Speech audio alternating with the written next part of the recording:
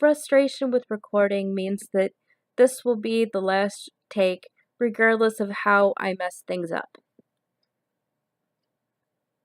I will say at the outset that this vlog is going to be full of social justice terms.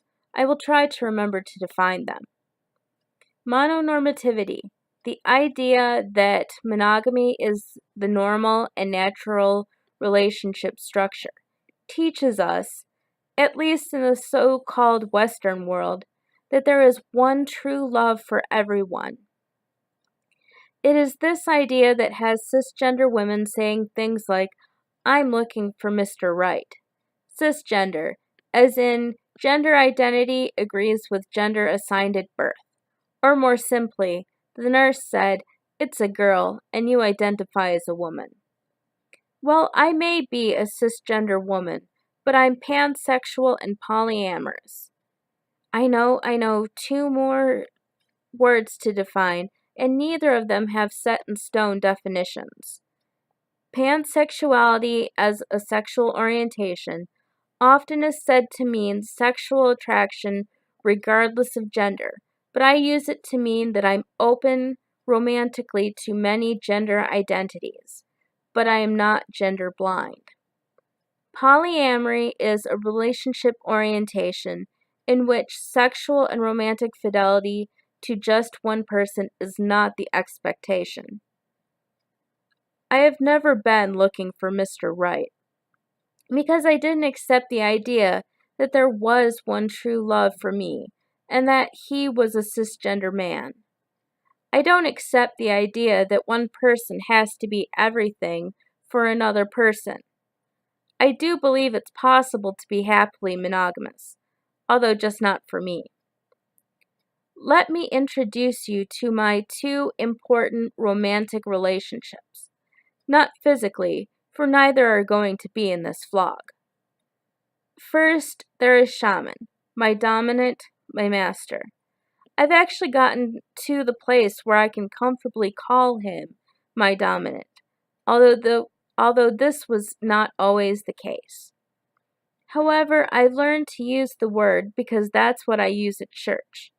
I'm out as a lifestyle submissive among my fellow Unitarian Universalists, and in social justice spaces, because master can be a loaded word for people with racialized identities. He and I have been together almost 17 years. We got together during my failed first marriage, so I roughly keep track of how long we've been together by the age of the child in my Vala Story serial, against my daughter's age, and the poem I wrote him in January 2001. Second, although not necessarily in order of importance, is Audrey, my character girlfriend. Yes, the Audrey from my Vala Story verse, if you've read any of the writing with her on my website. None of the books with her in them yet have been published. She is a beautiful black woman, originally from the U.S. South, although she moved to Brooklyn as a young woman. We only started dating maybe a few months ago when she suggested that we should experiment with non-penetrative sexual activity. She, of course, is polyamorous too, and maintains several relationships in her storyverse. Now, in the beginning of 2017, I would have said 3 relationships, and included what felt like a very important queer platonic relationship. The Asexual Visibility and Education Network gives the definition: a queer platonic or quasi-platonic relationship is a relationship that is not romantic, but involves a close emotional connection. Platonic, beyond what most people consider friendship. The commitment level in a queer platonic relationship is often considered to be similar to that of a romantic relationship. Sadly, Z tossed me aside, and that is no more. Whether we are talking now, or when I counted my important relationships as 3, I would still tell myself mixed right stories. I admit, it's one of the places that I question the idea of you get what you focus on. I am a storyteller. I'm a writer. And my mind is super active. It would be easier to tell you how much time I'm not telling myself mixed right stories, which is the occasional moment here and there when something else grabs my attention. While it's easy to place the blame on my superactive mind, I question if mononormativity encourages some amount of my mixed right stories. Like, why do I still think on mixed right with Shaman and Audrey in my life?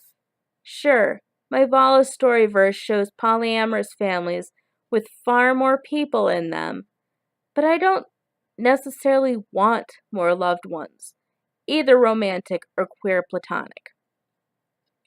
Of course, some of my mixed right stories become the inspiration for various fictional stories. One of the stories I want to have more developed for sharing on my website and vlog in September for Deaf Awareness Month has the working title Two Houses. It started as a mixed right story where mixed right moved into the abandoned house across the street from me. I basically moved between or lived between both Shaman's house and mixed right's house. I'd pondered if mixed right had some sort of hearing loss. In the story, I've been taking the time to develop what that loss is. I've engaged in all sorts of learning about disability, ASL, and Meniere's disease for it. Will I ever stop spinning my mixed right stories? Audrey says she wishes she could introduce me to a flesh and blood mixed right. Why do I even use the term? Mixed right is certainly an improvement on misright, but does the gender-neutral term salvage the very idea from its oppressive normative origins? Thoughts are always welcome. If you have experience with Meniere's disease, or any disability for that matter, please share in the comments. And yes, the social justice heavy vlog doesn't mean they all will be. Please consider clicking the subscribe button. I'll share all my links, like my website, my Patreon, my social media, in the comments.